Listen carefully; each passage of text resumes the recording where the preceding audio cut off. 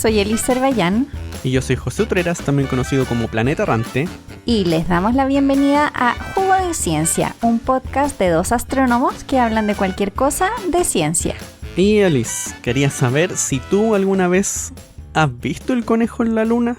Sí, he visto el conejo en la luna, pero creo que si no me hubiesen dicho, No habría visto nada. no habría visto un conejo. A mí me cuesta en realidad verlo. Creo que yo veo una cara como de calavera un poco. ¿En serio? ¿Una cara de calavera? Sí. Ya, eso lo encuentro raro. A lo mejor un psicólogo va a escuchar esto y va a decir, Elis tiene un problema grave. Sí, yo creo que hay un problema y una calavera. Es mi cerebro, ¿qué quieres que le haga? Y de eso vamos a hablar, de las cosas que vemos en la luna y en otros objetos. Bueno, y no solamente cosas que vemos. No. Y esto se llama pareidolia. Es como esas fotos que aparecen así como la tostada de pan con Jesucristo, no sé. Sí. O a veces hay una cuenta de Instagram que yo seguía hace un tiempo que eran fotos de perritos atrapados en la madera. Y eran tablas de madera que tenían unas manchas y esas manchas parecían caras de perritos. Entonces era como si estuviesen atrapados en la madera. Es como, hay uno de muffins también, ¿o no? Ah, Que son sí, muffins que hay uno... y perritos. Sí, diferenciar el muffin del perrito también. Es increíble cómo nuestro cerebro funciona. Cómo vemos cosas como donde no las hay. Cómo construimos esta realidad que para nosotros es extremadamente real. O sea, nosotros de verdad vemos eso. Claro, sí. Y va más allá también de las caras. Eso es lo que más vemos. Pareciera ser que es lo que es más fácil ver en cosas que no son caras. Pero también pasa con sonidos. Mucha gente ha dicho escuchar mensajes ocultos en canciones. O cuando graban ruido. Sobre todo cuando son personas que creen en cosas paranormales. Suele pasar eso, de grabar ruido y decir que escucharon voces, gente hablando. Tendemos a tratar de encontrar un poquito de orden o algo que nos haga sentido donde no lo hay.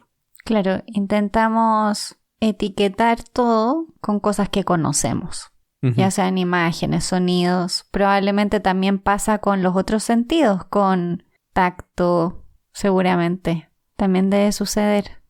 Bueno, ya habíamos comenzado con la luna, porque yo creo que es de los ejemplos más típicos y que se repite en varias civilizaciones. Muchas civilizaciones veían cosas diferentes, pero la que se repite más es la del conejo. ¿Como en la antigüedad veían el conejo? Sí, varios Wow. conejos, de hecho. Esto es lo fome, tal vez, de que sea audio, que no les podemos mostrar en las imágenes, pero si buscan conejo en la luna, van a encontrar diferentes conejos. Yo antes pensaba que había uno, pero hay varios. Bueno, es como en las nubes, ¿no? Uno ve un conejo en la nube y el otro ve, qué sé yo, un oso. Al final siempre depende de quién mire. Sí. ¿Y cómo sabemos que veían conejos? ¿Hay registros de eso, como históricos? Hay leyendas, hay varias leyendas. Ya, por ejemplo, en la cultura china, en la luna, había una niña que se llama Chang Ye y que ha vivido allí por 4000 años. La expulsaron a la luna, pero la acompaña un conejo que se llama Yutu.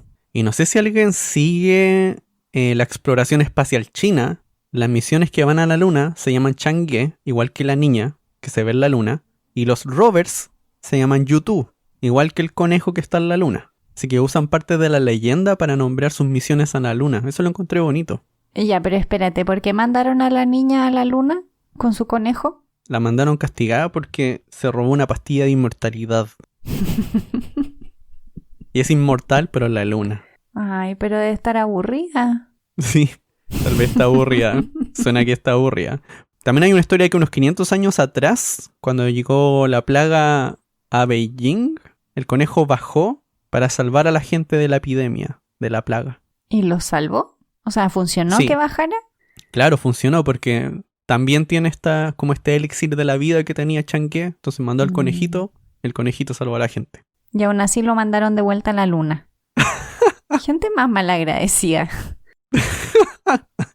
Malagradecida la gente, ¿cierto? Totalmente. Sí.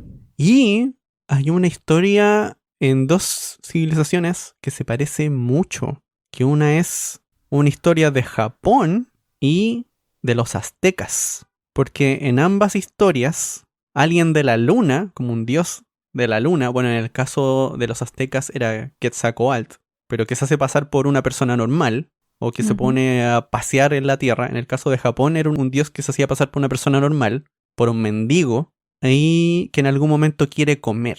En el caso de la historia azteca, Quetzalcóatl se encuentra con un conejo, que le ofrece comer de lo que él estaba comiendo, pero él no comía eso. Y después el conejo dijo, bueno, entonces cómeme a mí. O sea, el conejo se entregó como ofrenda. Claro, pero él no sabía que estaba hablando con un dios.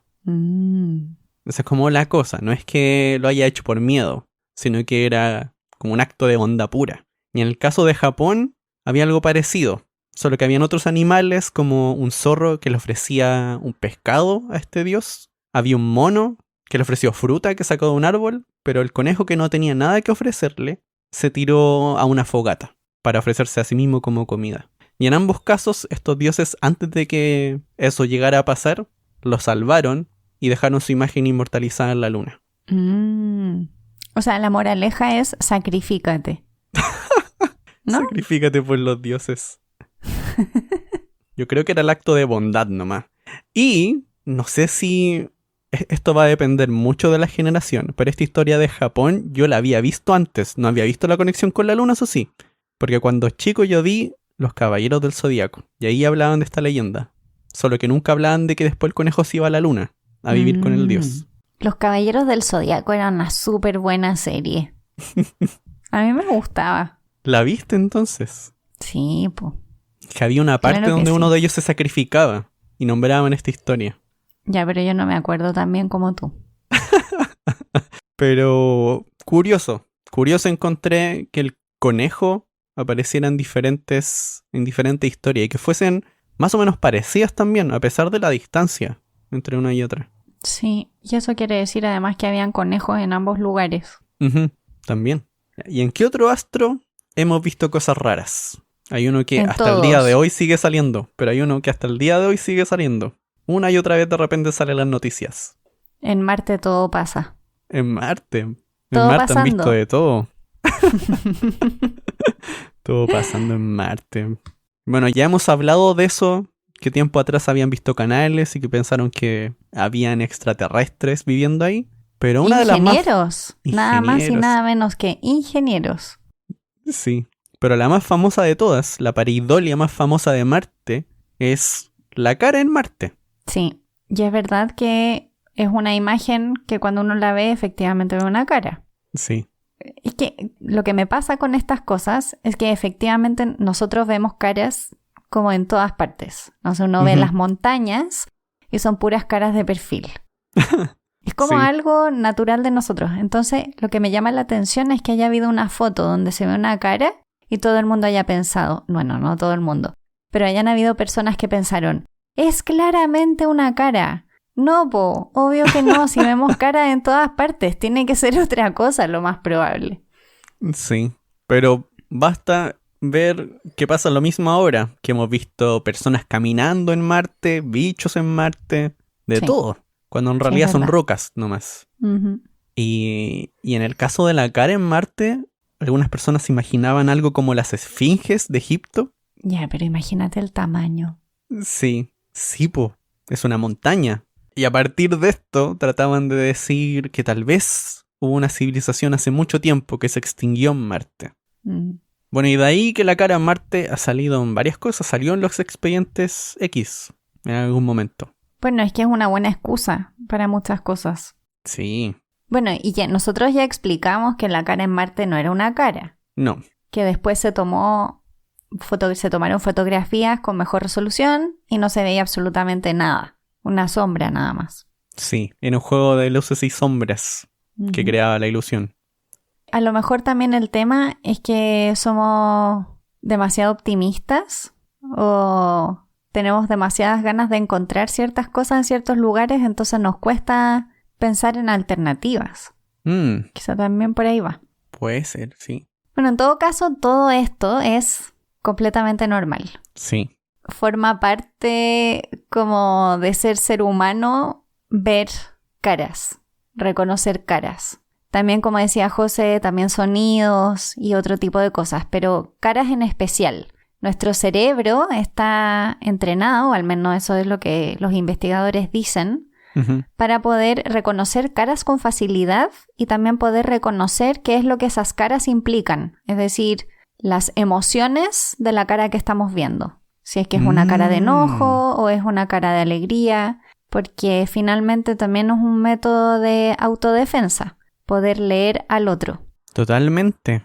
También se ha visto eso. Hay algunos estudios, yo leí hace poco uno, que era de Susan Wardle, y hablaban justamente de eso, que uno le da emociones a estos rostros que uno ve, y a esta edad. Claro, en realidad estamos intentando como rápidamente clasificar. Imaginémonos que estamos en una selva, que está lleno de vegetación. Ya estamos expuestos a peligros. Y nosotros de repente reconocemos una cara. Y rápidamente podemos saber si es una cara amiga o no. Obviamente eso es súper importante para nuestra supervivencia. Así que en realidad es un mecanismo de defensa o es una ventaja evolutiva, si queremos. Y que no solo nosotros la tenemos. Esto lo hemos heredado de nuestros primos, de los primates. A ellos también les pasa, ellos también reconocen este tipo de cosas. Al menos eso es lo que los investigadores creen. Aunque hace un tiempo había un poco de discusión, y creo que aún la hay, algunas cosas que no están del todo claras. Porque cuando comenzaron a descubrir las partes del cerebro que están detrás del reconocimiento de rostros, surgió la duda si era algo evolutivo, que todos tenemos, o que todos desarrollamos en nuestro cerebro, o si era algo aprendido, o tal vez una combinación de ambas. Porque me encontré con una investigadora que se llama Isabel Gautier, no sé si la encontraste por ahí. No. Que trataba de ver la activación de una zona del cerebro, que se llama el área fusiforme de los rostros o de las caras, pero no experimentaba con caras, sino que ella creó unos monitos en 3D que se llamaban Gribbles. Y a la gente le decía, mira estos, trata de aprender las características, este Gribble es diferente de este otro. Y eran cositas en 3D. Y después trataba de darles como pareidolias de eso, o sea, como cosas que se parecieran a esa cosa, pero que no lo eran. Y mostraba que a medida que la gente tenía más interacciones con estos objetos reales, cada vez se activaba más esta misma área del cerebro. Entonces parecía que también había una relación con objetos, que también es algo que se puede ir entrenando. Como que uno puede ir mejorando la respuesta en el cerebro para reconocer objetos. Entonces tenían hubo un tiempo como esta discusión si es como algo entrenado para reconocer objetos y solo vemos muchas caras, o si de verdad hay una parte que es especial para las caras. Sí, intentan hacer hartos experimentos también mostrando si las caras miran, por ejemplo, les muestran caras mirando hacia un lado, siempre. Y luego les pasan caras rápido e intentan ver hacia dónde las ven mirando. Y en el fondo uno tiende a identificar lo que vio, lo que ha visto con mucha repetición. Anteriormente. Claro, y por eso nos pasa también que somos más capaces de identificar o diferenciar a personas con características que estamos acostumbrados a ver corrientemente. Por ejemplo, a nosotros en general nos sucede que nos cuesta reconocer a personas asiáticas, identificarlas o diferenciarlas entre ellas. Y es porque tienen unos rasgos que no son los que estamos entrenados a identificar. Entonces nos cuesta reconocerlos. Y es lo que dice José. En el fondo hay una parte que es totalmente aprendida, que es a lo que uno ha estado expuesto y que el cerebro identifica con facilidad. El problema de eso es que también genera errores, porque como no reconocemos todo tipo de caras muy bien, podemos completamente equivocarnos y nuestro cerebro creer que está viendo algo que en realidad no está viendo. Uy, no había pensado en eso. Uno puede confundir personas. Totalmente. Personas que tienen ciertas características que son similares y que como no estamos tan acostumbrados a reconocer esas características, las identificamos mal. Y también esto es súper importante estudiarlo, no solo como por el hecho de saber por qué sucede y cómo nos pasa y qué partes del cerebro se activan, sino también para entender por qué hay personas que no les pasa. Que no pueden reconocer rostros. Claro. Hay personas que tienen una condición que se llama prosopagnosia y son personas que no son capaces de reconocer rostros o que si son capaces de reconocerlos les cuesta muchísimo obtener información desde esos rostros. Por ejemplo, lo que hablábamos de si una persona está enojada o no. No son capaces como de ver las sutilezas de las diferencias entre rostros. Pero ellos se apoyan en otras cosas al final, como en el sonido. Por ejemplo. Sí. Claro, porque es mucho más complejo que solo... O sea, al final tenemos un set de sentidos y los utilizamos según lo necesitamos. En general, por ejemplo, las personas videntes que identifican muy bien caras tienden a no apoyarse tanto quizá en el sonido como otras personas que sí lo necesitan más porque en el fondo están intentando rellenar información con otro sentido que tienen más desarrollado quizás. Me pareció súper interesante porque es algo que, bueno, supongo que con todos los aprendizajes nos sucede lo mismo. Lo hacemos en forma automática desde la niñez, generalmente, y quizá no le vemos el valor hasta que nos damos cuenta de que no a todo el mundo le pasa. No todo el mundo tiene la capacidad de hacerlo y interpretar esas sutilezas, que me imagino que también socialmente debe ser complicado. Bueno, y también estuve escuchando unos podcasts que eran sobre la pareidolia del sonido. No sé si tú los escuchaste, a lo mejor también no. te los cruzaste, ¿no? Pero era súper entretenido porque hacían experimentos con audio. Entonces son audios, como decía José hace un rato, que son ruido, pero te dicen ya, escucha y identifica qué es lo que estás escuchando. Y era súper extraño porque era como que primero era viento, luego era lluvia y al final me di cuenta de que era ruido. Pero después de pasar por varias etapas y cuando lo volví a escuchar todo el rato era igual. El audio era todo el tiempo igual, pero mi cerebro primero lo identificó con sonidos conocidos, no con ruido. Y es exactamente lo mismo que con las caras o identificar figuras o lo que sea. Es tu cerebro intenta como conectar ese sonido con algo que le haga sentido en ese momento. Vaya. O sea, no puedes confiar en lo que ves y no puedes confiar en lo que escuchas tampoco. No sé en qué puedes confiar. En nada. En nada. Por eso hay que seguir método estricto en algunas cosas y no guiarse mucho por el ojo o por el oído. Hay que desconfiar de los sentidos. Eso lo hace un poco difícil, pero hay que desconfiar. Y hablando de eso de ruido, justamente había visto hace poquito una investigación donde hacían algo parecido, pero con imágenes. Hacían imágenes que eran ruido. Eran ruido solamente. Y a las personas les decían, la mitad de estas imágenes son ruido, pero la otra mitad tienen rostros o tienen letras. Y alrededor de un tercio de las veces decían, acá hay un rostro, acá hay letras en esta imagen, que eran ruido nomás. No había diferencia entre una y otra, pero de repente parecía que veían algo. Bueno, cuando uno trabaja con imágenes también a uno le pasa que... Sí. Me acuerdo hace tiempo atrás, cuando estaba haciendo mi tesis de doctorado, tenía que trabajar con unas imágenes y tenía que saber si lo que veía era ruido o si había estructura.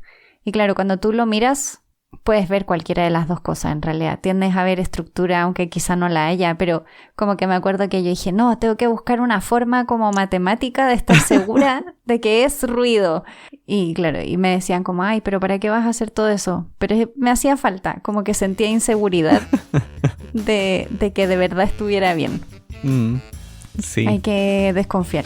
Bueno, y con eso, no sé si te parece que nos vayamos a una pausa. Sí, pausa de pareidolia. A ver qué escuchan.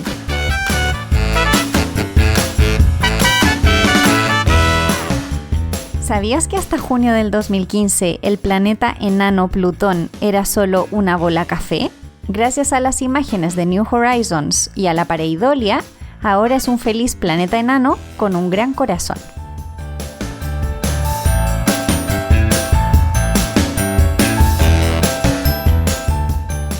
Ya estamos de vuelta para seguir hablando de pareidolia. Y creo que el José nos va a contar una historia bien interesante. A ver, José, sorpréndenos. Porque justo te habían mencionado que tenemos evidencia de que nuestros antepasados o nuestros primos en nuestro árbol de la evolución también pueden ver rostros, también ven pareidolias. Así que uno se pregunta, ¿también las veíamos antes? Y al parecer sí, porque hay una roca que se llama el Canto de Makapansgat. Makapansgat, perdón. Sí, Canto de Makapansgat. Me cuesta decirlo rápido, lo siento. Y yo no sé si José lo hace a propósito. José... No lo hago a propósito, de verdad me cuesta. De verdad me cuesta decirlo. No, yo digo lo que haces a propósito es buscar nombres difíciles. Ah, ya, claro, busqué pareidolia en Google, pareidolia, nombre difícil. Y me encontré con la historia. Y lo que pasa con esta roquita es que tiene como forma de cara, tiene unos ojitos que fueron al final moldeados por el flujo del agua en un río. Esto fue en Sudáfrica, pero no encontraron la roca donde se habría originado, sino que lo encontraron en una cueva donde hay restos de Australopithecus africanus. Ah, o sea, ellos desplazaron la roca. Claro, ellos desplazaron la roca y dijeron, mira, esta cosa parece una cara, y se la llevaron como recuerdo, como souvenir del río. Tal vez además de la primera pareidolia sería el primer souvenir. No sé en realidad, pero... Me encantan las interpretaciones de José. Se lo imaginan así como estudiando. Yendo a pasear. Sí, pues yo me imagino que tenemos que de siempre haber identificado cara, forma. A partir de esto me puse a pensar en qué área podría ser que uno viera pareidolias, pero que fuesen un problema en la ciencia. Porque en astronomía a veces uno ve ese tipo de cosas como en el universo, ve caritas felices, por ejemplo.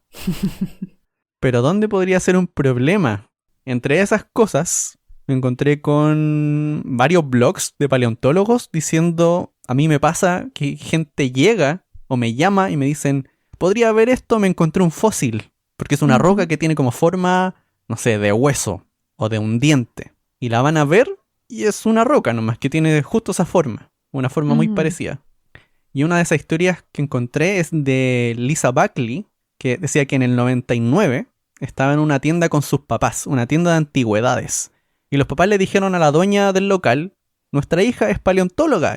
Y se emocionó porque les contó que se había encontrado un fósil. Así que lo fue a buscar, se lo mostró a Lisa. Ella está así como, pucha, ¿cómo se lo digo?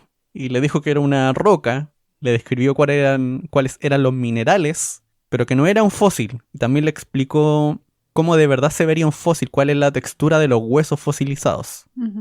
Ahora, no sé si te imaginas qué le dijo la dueña. Me da lo mismo. Voy a asumir que es un fósil igual. De hecho, un poquito peor. Le dijo, pensé que eras paleontóloga. Claramente no sabes de lo que hablas. ¡Ay, qué horrible! Bueno, no es exactamente lo mismo, pero yo conozco un egiptólogo que vino a Chile y fue al Museo de Santa Cruz. Estuvo con el dueño del museo y él tenía como unas piezas que supuestamente eran de Egipto y eran antiguas. ¿Ya?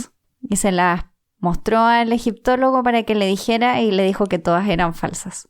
¡Oh! ¡Chuta! Pero decía nuestro amigo egiptólogo que igual es súper común, porque en Egipto es muy difícil, o sea, hay muchísimas piezas falsas. Entonces es fácil que llegue a ti una pieza falsa, sobre todo si la heredas, y que tú no, en el fondo, no sé, mi bisabuelo la trajo de Egipto o lo que sea. Y tú juras que es algo como de muchísimo valor y en realidad... Y le dijo, son falsas. Son muy buenas falsas, pero son falsas. O sea, este era de verdad hecho para que fuese souvenir al final. Claro, sí. O sea, no sé si souvenir o mejor... O sea, sí, pero yo me imagino que estafando. No creo que la persona haya pensado... Estafando. Claro. No lo vendían como un recuerdo realmente. Hay que preguntarle a los expertos, es la única forma de saber.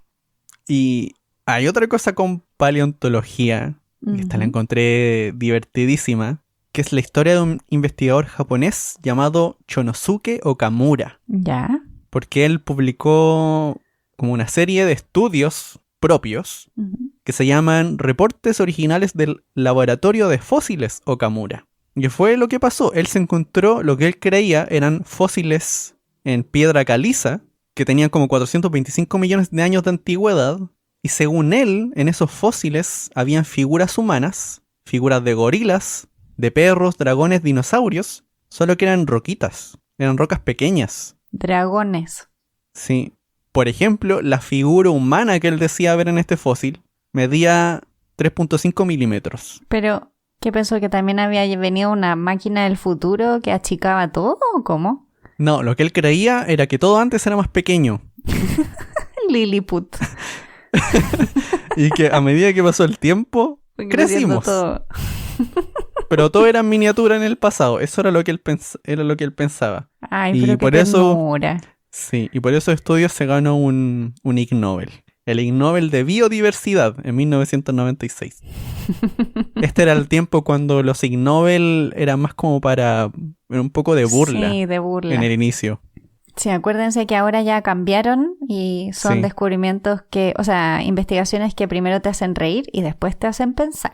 O sea, ya no nos estamos burlando. No. ¿Y qué más casos así extraños, José?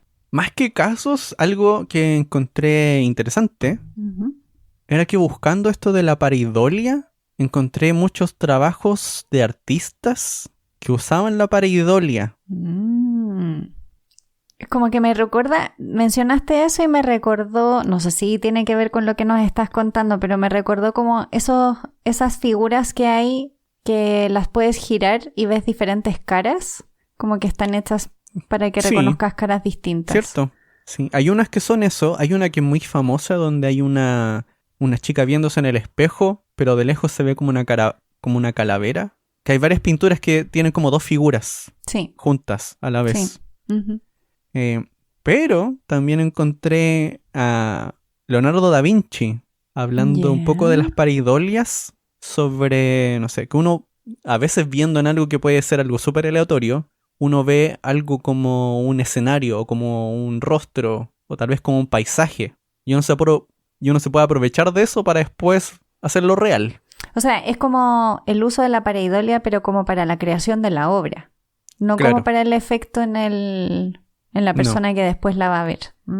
Sí. Entonces a veces uno puede ver en un desorden, decir, si yo sigo esta línea, esto pareciera que es como un paisaje, no sé, de un lago. Y ahí uno lo inventa a partir de la pareidolia. Qué choro. Bueno, y en realidad la pareidolia está en todas partes.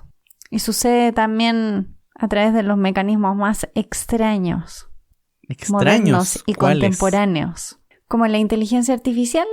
La inteligencia artificial comparte con nosotros muchos de nuestros defectos y características.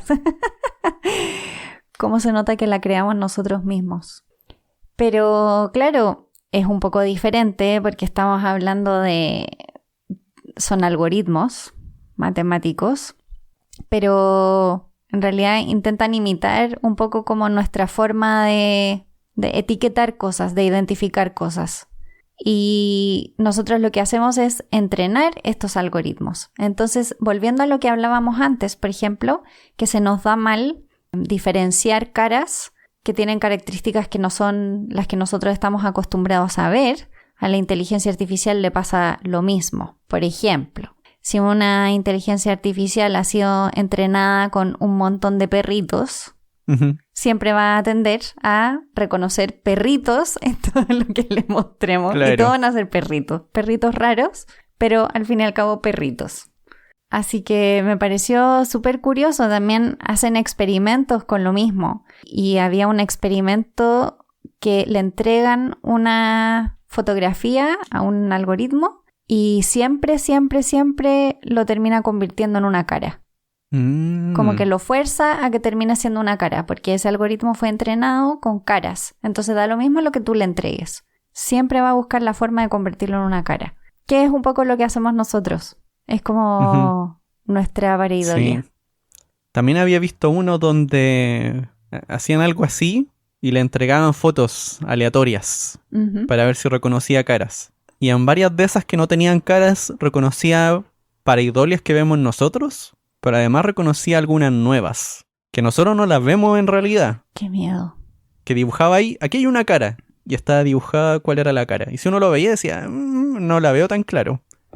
Pero habían pareidolias específicas para este algoritmo, para este software, que reconocía rostros. Bueno, también les pasa pareidolia, ¿no? Como, qué sé yo, a Google Fotos cuando tiene que identificar las caras de las personas en las fotos, como que identifica caras que no existen también, porque, no sé, ve dos partes oscuras que pudieran ser ojos y como que le hace ahí una cara media rara.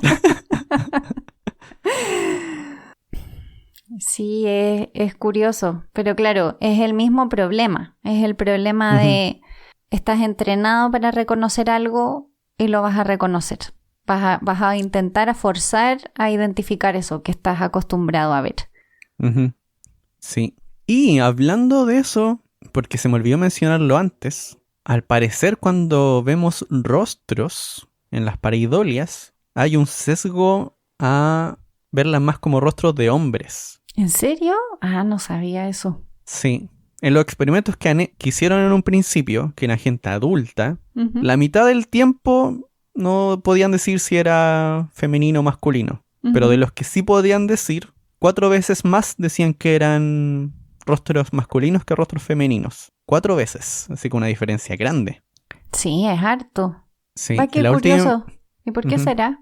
Aún no lo saben. Han tratado de ver si se debe a los colores. No se debe a los colores. No se debe al objeto. Tampoco se debe a una relación como entre las palabras. Porque podían pensar que tal vez si vieron la cara en una casa, podría ir por un lado para otro, pero tampoco. Lo último que han visto es que si ven las pareidolias que ven niños entre 4 y 8 años, aún está ese sesgo a ver más caras como de hombre en las pareidolias. Aún no saben por qué. Es súper reciente esto de una investigación que salió este año. Pero a mí esto me recordó la animación.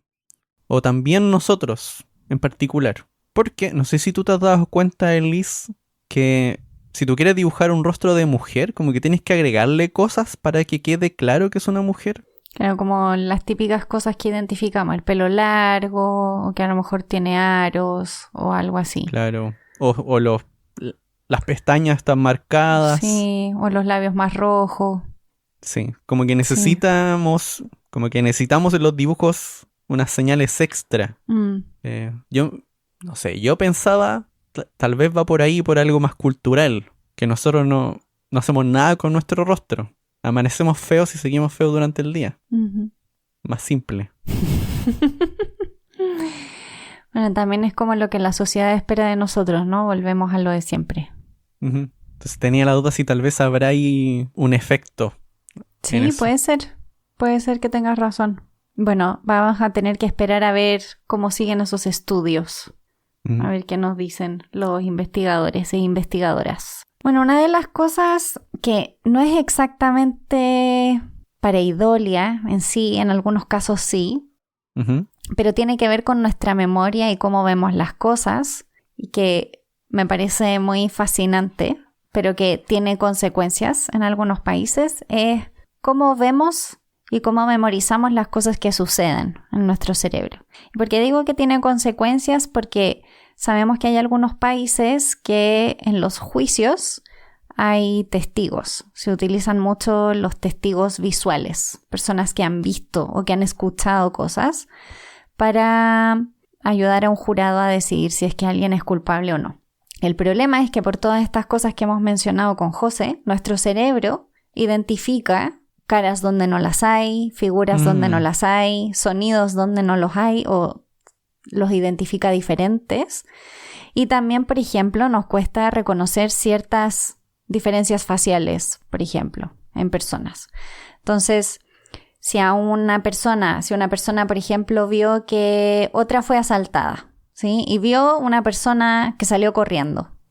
Y luego le ponen varias personas delante o varias fotos de personas delante y tiene que señalar quién fue la persona. en muchos casos esa persona no va a poder identificar bien lo que vio, o porque lo vio poco tiempo, o porque a lo mejor, qué sé yo, en mi caso era una persona asiática, por ejemplo, y no voy a ser capaz de reconocer e identificar claramente quién fue esa persona. Y además, los investigadores también muestran que cuando les van preguntando cosas a estas personas, el recuerdo de lo que vieron y lo que escucharon va cambiando. Y no tiene que ver con que los policías, por ejemplo, quieran que cambie esa memoria de la persona, no. Sencillamente es por cómo les van preguntando las cosas cada vez que revisitan ese recuerdo, el recuerdo va cambiando. Entonces, lo que los investigadores dicen es que lo mejor es que si una persona ve algo o escucha algo, esa persona lo comparta en forma inmediata y que sea como el recuerdo lo más fresco y prístino posible, porque si no, es muy difícil saber si eso fue lo que sucedió o no. Y lo peor de todo es que la persona lo recuerda como que de verdad fue exactamente eso, porque no es que se lo esté inventando, es que su cerebro como que cambió un poquito ese recuerdo, entonces para esa persona sucedió. Así que también hay que tener cuidado con esas cosas cuando miramos de reojo y juramos que vemos algo. En realidad no podemos estar del todo seguros en muchos casos, porque rellenamos información con las cosas que son comunes. Sí. Oye, ahora que dijiste eso, me ¿De recordaste de algo que salió hace poquito que se llaman los fantasmas bayesianos.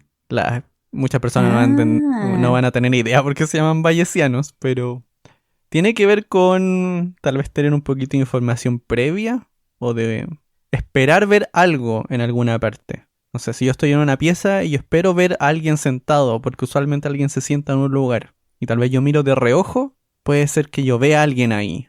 Y pues cuando vuelvo a mirar no hay nadie. A lo que yo podría llamar que fue un fantasma. Y yo creo que a todos nos ha pasado, por ejemplo, en la oscuridad. Sí. Vemos cosas que no están ahí y las vemos. Yo le tengo miedo a la oscuridad, entonces a mí me pasa harto, que veo en la oscuridad cosas que no están. Y me da miedo real, o sea, me despierto así como...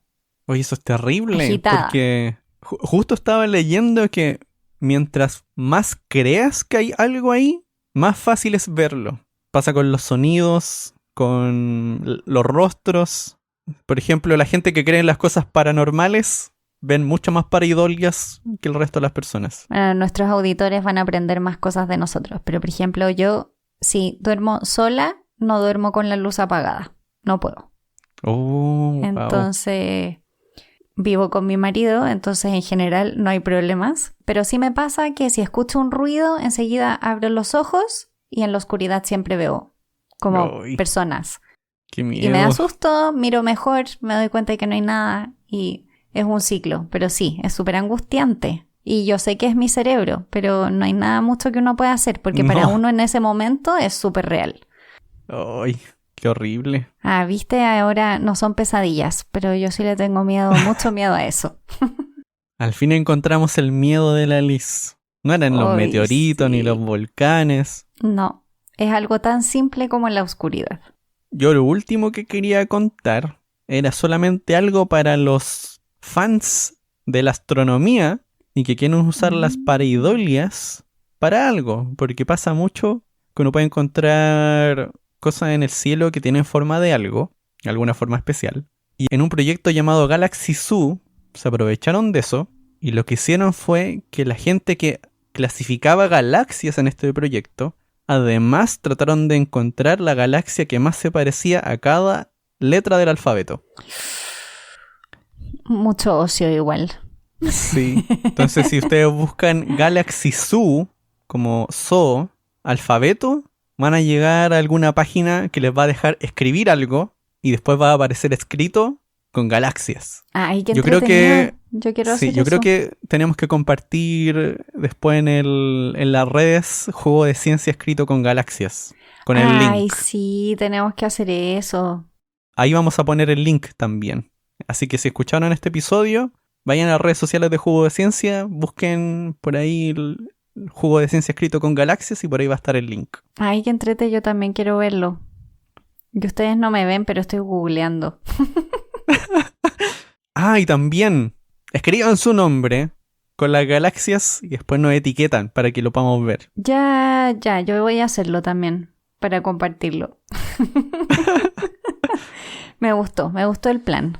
Bueno, ha sido entretenido esto de las pareidolias, me gustó. Sí. Nosotros cuando hicimos nuestra planificación anual, porque aunque no lo crean, tenemos una planificación anual, dijimos hablar de las pareidolias y ustedes saben, nos gustan estos temas de los que no sabemos porque aprendemos un montón y es súper entretenido. Así que si se les ocurren más temas extraños, nos pueden escribir y sugerir. Y hablando de eso, podríamos leer algunos mensajes o algún mensaje que nos han dejado. Ya, sí, mensajitos. Entonces le leo este mensaje de Carolina Cádiz, que nos dice: Hola Liz y José, solo paso a decirles que me encanta Jugo de Ciencia. Acabo de terminar el último capítulo. Este es de la temporada pasada, eso sí. Y dice, lo dejé a propósito para hoy porque no quería quedarme sin podcast hasta la nueva temporada. Hay gente que hace eso. Mi hermana lo hace. Eso de esperarse hasta que aparezca una temporada nueva en una serie o lo que sea. Yo soy muy ansioso, lo veo todo al tiro. Sí, a mí también me pasa eso. Y dice, es maravilloso tener contenido científico interesante, bien explicado y con un tono amable y relajado. Muchas veces los escucho con mi hija Antonia y pasamos mucho rato conversando sobre los temas que abordan. Ella quiere estudiar algo relacionado con ciencia y conocer distintos temas. La ayuda a descubrir las distintas aristas que se pueden abordar. También nos dice que le gustaron especialmente los episodios dedicados a mujeres. Dice que sé que puede sonar de moda, pero si hubiera tenido este tipo de contenido en mi adolescencia, probablemente me habría motivado a seguir una carrera relacionada. Y no lo que hago hoy. Después nos dice que está ansiosa por esta temporada, que ya empezó. Aquí te saludamos, Carolina. Muchas gracias por este mensaje, muy lindo. Muchas gracias. Sí, también saluda a Antonia. Y bueno, ojalá que nuestro podcast llegue a personas que les gusten las ciencias y que los anime a seguir un camino un poquito distinto. O sencillamente que seamos un espacio para aprender un poquito más. Uh-huh. Y ahora yo voy a leer otro mensaje. Este mensaje viene de México. Dice: Hola, soy Luis Requenés Contreras, soy alumno de doctorado de Ciencias Biológicas de la UNAM en México. Luis, que te vaya súper con tu doctorado, ánimo.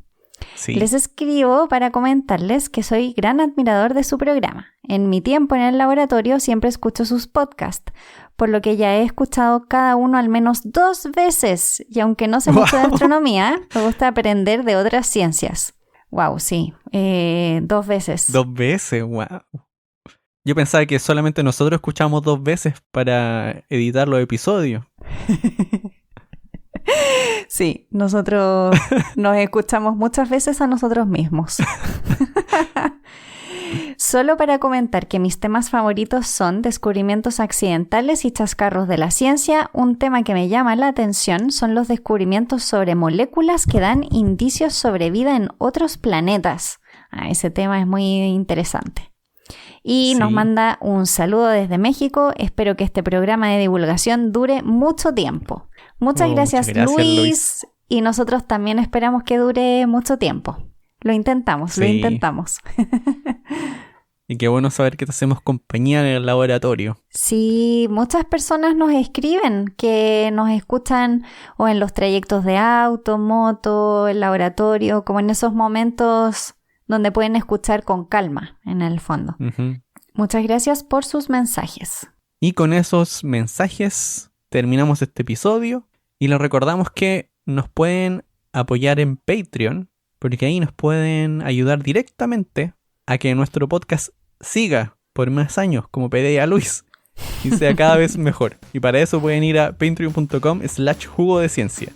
Y recuerden que si quieren ponerse en contacto con nosotros, como lo hicieron Carolina y Luis, nos pueden mandar un mensajito a nuestro correo, que es jugodeciencia@gmail.com, y también nos pueden seguir en redes sociales. Somos Jugo de Ciencia en Twitter, Instagram y Facebook. Esperamos que este capítulo les haya gustado mucho, tanto como a nosotros, y nos vemos en el próximo. ¡Chao, chao! ¡Chao!